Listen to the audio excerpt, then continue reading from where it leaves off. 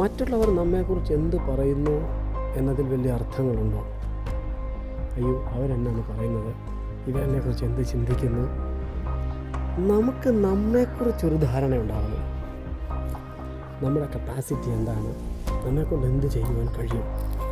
ഞാൻ ആരാണ്? ഞാൻ എന്താണ്?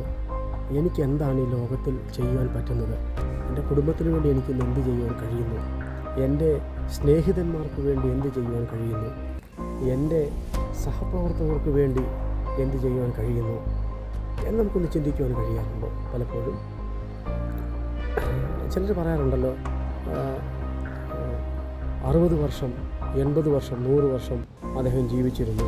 കുറേ വർഷം ജീവിച്ചിരുന്നതിൽ വലിയ അർത്ഥമുണ്ടോ?